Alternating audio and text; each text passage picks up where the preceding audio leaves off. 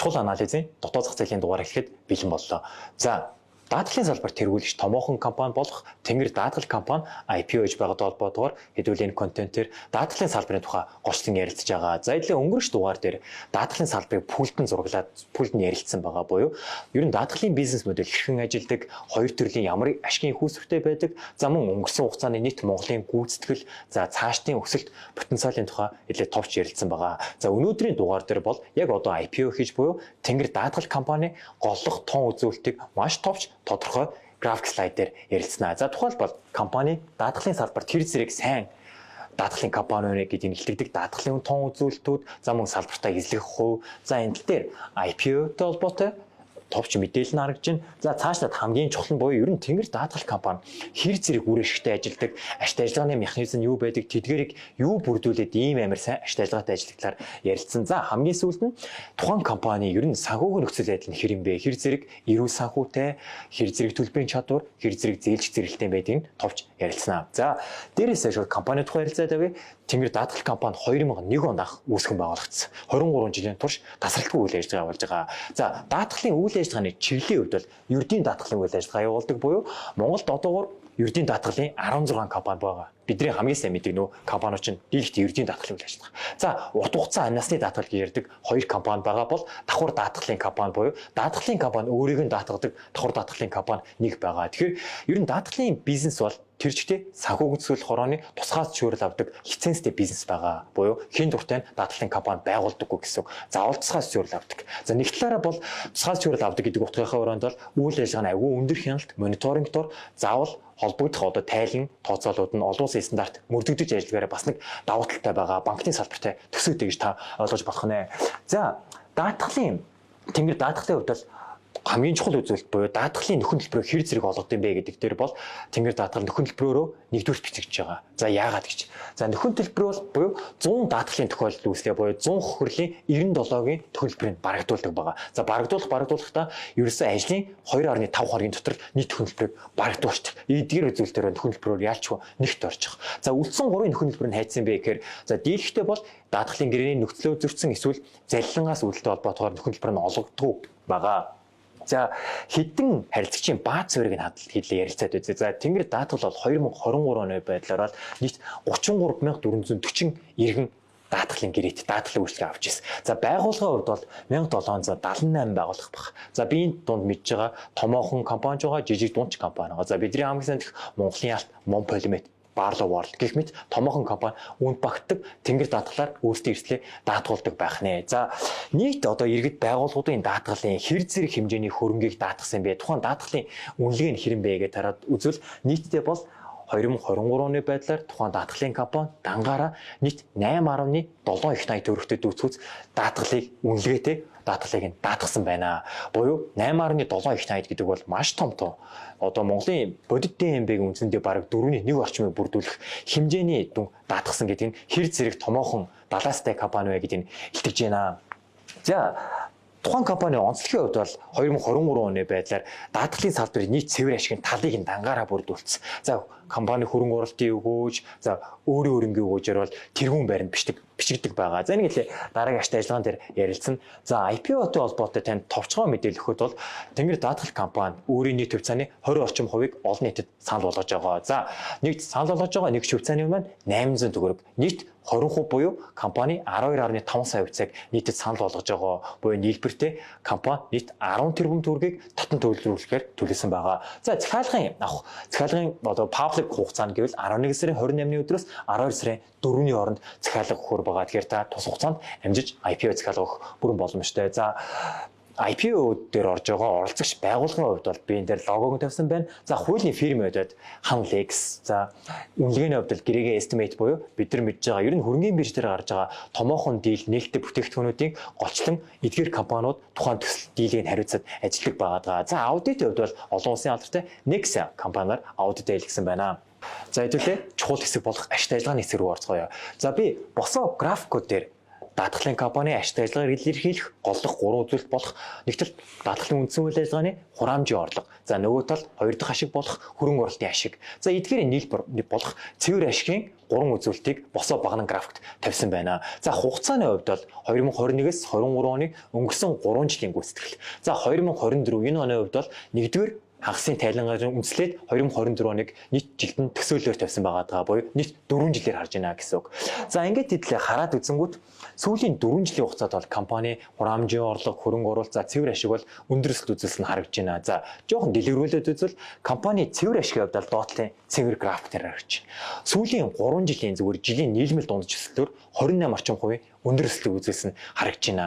За бүр үүнээс өмнөх хугацаанд нийт салбараар нийлүүлээ хараа тэнгэр даатгалыг харьцуулаад үзвэл 2008 оноос 23 хүртэл нийт 15 жилийн хугацаанд бол Монголын даатгалын компаниудын нийт салбарын нэг одоо цэвэр ашигын жилийн нэг нийлмэл дундаж өсөлт нь бол дунджаар нэг 12 орчим хувьтай байдаг. Гэтэл тэнгэр даатгал компани сүүлийн 15 жилийн жилийн нийлмэл дундаж өсөлт нь цэвэр ашиг нь 21 орчим хувийн маш өндөр өсөлт үзүүлсэн байгаа нь эндээс харагдж байна. За энэ их цэвэр ашигыг юу бүрдүүлээд байна вэ гэж. За эдлээ 2023 оны хамгийн сүүлийн жил болох цэвэр ашиг 5.2 тэрбумыг нь яг бүрдүүлж байгаа их усэр талаас нь задлаад хараад үзье. За өмнөх лайв дээр ярьсан байгаа дагуу ер нь даатгалын компани цэвэр ашигыг 2 мөнцийн их усэр бүрдүүлдэг байгаа. За нэгдүгээр хураамжийн орлого буюу яг даатгалын үндсэн үйл ажиллагааны ашиг гэж байна. За хоёрдугаарт хөрөнгө оруулалтын ашиг буюу даатгалын компани хураамжийн орлогоороо сан үсгэж идэг. За тухайн сангаасаа нөхөн төлбөр гарах хүртэл холбогдох хөрөнгө оруулалтыг хийгээд түнсээ хөрөнгө оруулалтын ашиг өгөөжийг хүртээд явж идэг байгаа. За тэгэхээр энэ өөрөө даатгалын компани хамгийн үр ашигтай ашигтай ажиллагааны бизнес модель юм а гэж ярьж ирсэн байгаа даа. Оптимал хувилбар нь. Тэгэхээр тэнгэр даатгалын хувьд бол ерөөсөө яг энэ хамгийн үр ашигтай хувилбарыг нь одоо хэрэгжүүлдэг гэж хэлж болно. За дэлхийн 23 оны 5.2 тэрбумын цэвэр ашигыг нь задлаад хараад үзвэл үүний 70 орчим хувийг 3.7 тэрбум буюу 70% нь хөрөнгө оруулалтын орлого бүрдүүлсэн харагдаж байна. За үлдсэн 30%-ийг даатгалын үндсэн үйл ажиллагааны орлого буюу 1.5 тэрбум бүрдүүлсэн харагдаж байна. За тэгэхээр Монголд байдаг нийтлэг одоо даатгалын алдагдлаа ажилладаг жижигхэн компаниудын нийтлэг кейс нь яадаг вэ гэхээр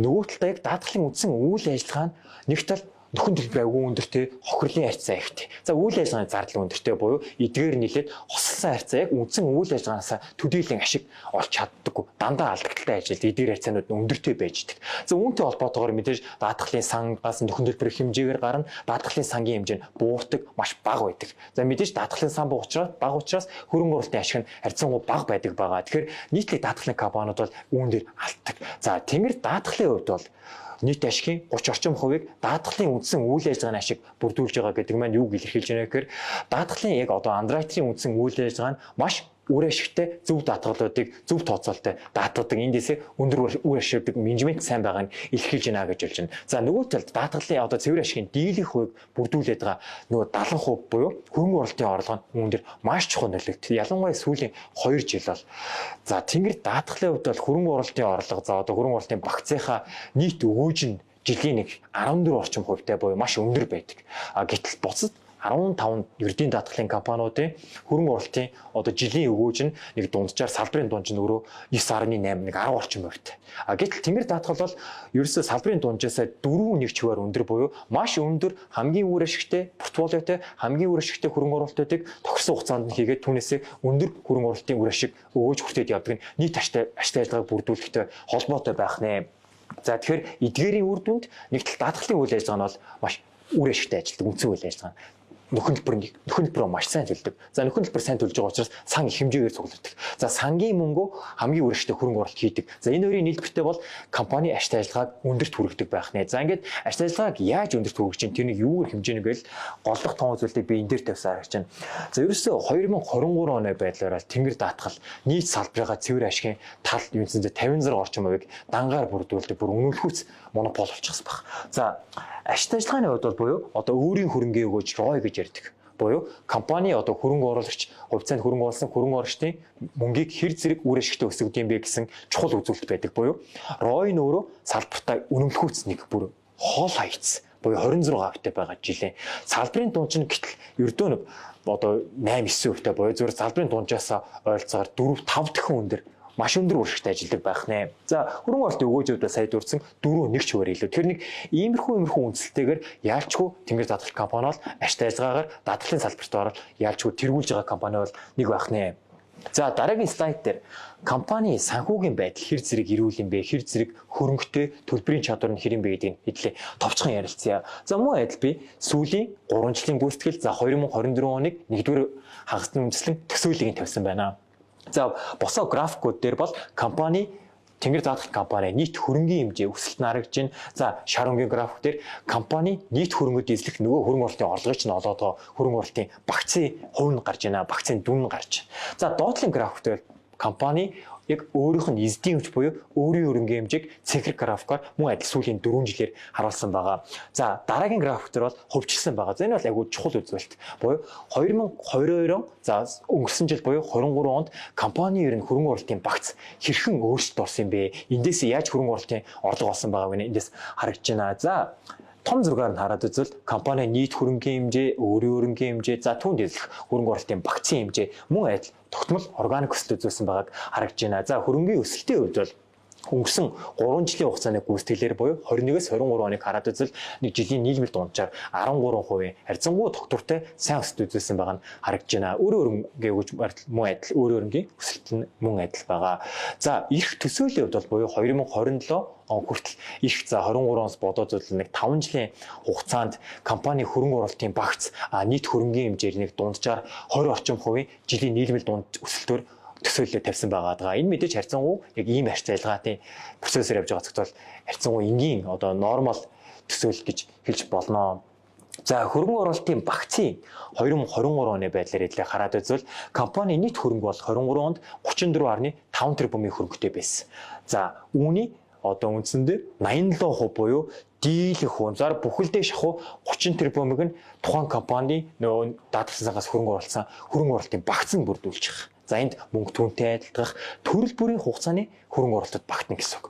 За богино хугацаанд бол компани нөхөн төлбөр төлөхөд бэлдээд уян хадгаламж мөнгөний захын хэрэгслүүдэд богино хугацааны төлбөрийн чадвар хангаад богино хугацаанд байршуул.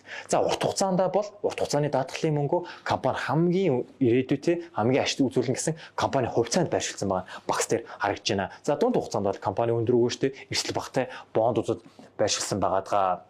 Буюу 87 орчим хувийн хөрөнгө оруулалтын багц эдэлж байна. За өөрийн хөрөнгийг хараад үзвэл 23 онд 23 орчим тэрбумтэй. За энэ хоёрын зөрүү болох 11 орчим тэрбум нь компани үр төлбөр болж байгаа. За даатгалын компани би энэ дээр дурдсан байгаа. Тэнгэр даатгал компаниуд бол одоо аливаа арилжааны банкуд, санхүүгийн байгууллагуудаас ямар нэгэн хүүний зардалтай одоо бондын ч юм уу бизнесийн зээлийн үр төлбөр 0 байх. Энэ зөрүү буюу 10 тэрбумыг яг юу бүрдүүлээд байгаа юм бол ерөөсөө даатгалын гэрээний үр төлбөр бүх хувь буюу 10 тэрбумыг даатгалын үр төлбөр л бүрдүүлж байгаа. Буюу үүнээс ямар нэг одоо хүүгийн зардал аливаа нэгэн одоо санхүүжилттэй холбоотой зардлууд үүсдэггүй. Нөгөө талдаа компани ногдол ашиг өгөхөд түүгээрээ бизнесээ санхүүжүүлэхэд ямар нэгэн санхүүгийн дарамт одоо учруулад байдаггүй тийм эрүүл үр төлбөр гэж хэлж болно даатгалын компанийн хувьд бол. За 10 тэрбумын дийлхтэй бол одоо давхар даатгалын компани одоо давхар даатгалын хураамж баланс дээрх одоо үр төлбөр байгаа. Нөгөө талдаа даатгалын тохиолдол үүсэн тухай бүртгэл дагуу эдгээр одоо ийм хоёр дийлхтэй бол 10 тэрбумын үр төлбөрийг бүрдүүлсэн байгаа. Харьцангуй бодтоор бол үр төлбөр 0 гэж хэлж болно. За хөрөнгө оруулалтын эдлээ багцын задрааг нь хараад үзвэл 2022 онд бол ерөөдөө бол Монголын даатгалын дийлэх компаниуд бол өөрийн даатгалын санд хөрөнгө оруулалтын багцаа дийлэхдээ банкны хадгаламжинд байршуулдаг. Маш харьцангуй бага өгөөжтэй эрсдэл багатай бүтээгдэхүүн байршуулдаг байгаа. За тэнгэр даатгалын хувьд мөн адил 2022 оны хувьд бол нийт хөрөнгө оруулалтын багцын одоо 94 орчим хувийг бүхэлд нь шахуу хадгаламжинд байршуулж ирсэн. За тэгсэн бол 2023 оны өөрчлөлтийг хэдлээ хараад үзвэл нөгөө ярьсан дагуу компани нөхөн төлбөрийн хугацаанд хамааруулаад компани 28% хадгаламжид байрцсан. За үлдсэн хувийг компани бондууд урт богино хугацаатай компани бонд хувьцаа хөрөнгө оруулалтын сангуудад байршуулсан байна. Тэгэхээр хөрөнгө оруулалтын багцаа ийм сайн үр ашигтай портфолио бүрдүүлснээрээ компани нөгөө ашиг ажиллагаагаа бүрдүүлсэн байгаа буюу эдгээр ашиг ажиллагааны графикаа хараад үзвэл хөрөнгө оруулалтын үүж нь өөрөө ийм багцтай учраас ердийн даатгалын компаниудаас 4.1 хувиар илүү буюу 3.1 дахин илүү болж байгаа. 33 орчим хувиар илүү болж байгаа. Буюу 14% ашигтай ажиллаж чадсан байгаа нь тухайн хөрөнгө оруулалтын багцын өөрчлөлтөөс харагдахаар байна. За цаашдын хугацаанд бол мэдээж хөрөнгө оруулалтын багцаа мэргэжлийн өмнөс нь улам төрөлжүүлээд зөв зохистой стратеги баримтлаад хөрөнгө оруулалт хийгээд явнаа. За миний мэдээж цэвэр ашиг нэмэгдүүлэхэд хамгийн чухал үзүүлэлттэй буюу 23% байдлаар 70 орчим хувь бүрдүүлгээд хэлээ ярилцсан байгаа. За компани санхүүгийн байдал за төлбөрийн чадрын хувьд бол санхүүжилт хорооны өндөр хяналтанд байдаг даатгалын компани учраас. За дийлэгт бол санхүүжилт хорооны нэг төлбөрийн чадрын харьцаа нэг 110 орчим хувийг барих хэрэгтэй гэсэн байдаг бол тэнгэр даатгал компаниуд бол төлбөрийн чадрын харьцаа 170% буюу бусад даатгалын компанитай харьцуулахад үнэмлэхүйс өндөр төлбөрийн чадвартай буюу нэгдүгээр барин бичигдэж байгаа. За нэг санхүүгийн байдал товчхондоо ярихад нэг иймэрхүү. За сүүлд нь цөөн үгээр дүгнээ санхүүгийн байдлыг хэлэхэд бол за нийт хөрөнгийн өсөлт, түндлөө хөрөнгө оруулалтын багц, за өөрийн өрөнгөж өгөөж бол органик өсөлттэй, өндөр гүйцэтгэлтэй байсан цаашиж гисэн өсөлтөө хадгалах хүлээлттэй байгаа. За нөгөө талаа бол төлбөрийн чадвар бол салбарт бол яалчгүй. Тэгэхээр санхүүгийн одоо нэг санхүүгийн балансын байдлыг нэг үгээр дүгнээд хэлвэл онц буюу маш эрүүл байх нэ. Ямар нэгэн хүүний зардалтай өр төлбөргүй. За ашиг ажиллагааны хувьд бол мөн адил салбартаа яахын аргагүй тэргүүлэгч яг зөв даатгалын одоо ашиг ажиллагаа болдог зөв оптимал бизнес моделийг хэрэгжүүлдэг учраас ашиг ажиллагаагаар маш онц сайн үзүүлэлттэй байх нэ. За сүүлд нь нийтэн дүгнээд хэлэхэд за нэг ийм өндөр компани ашиг ажиллагаатай ийм ашиг ажиллагааны механизмыг бүрдүүлчихсэн санхүүгийн байдал нь ийм эрүүл зөв харьцаа үзүүлэлттэй ийм нэг компани бол өөрийнхөө хувьцааны 20 орчим хувийг олон нийтэд та бүхэнд санал болгож байна. Тэгэхээр эдгээр өмнөх лайв дээр ярьсан байгаа дагуу ийм потенциалтай компани урт хугацаанд хөрөнгө оруулахад өөрийн хөрөнгө оруулалтын багц дээрээ яалчгүй байх хувьцаануудын нэг мөнгө гэдгийг батгаж байна.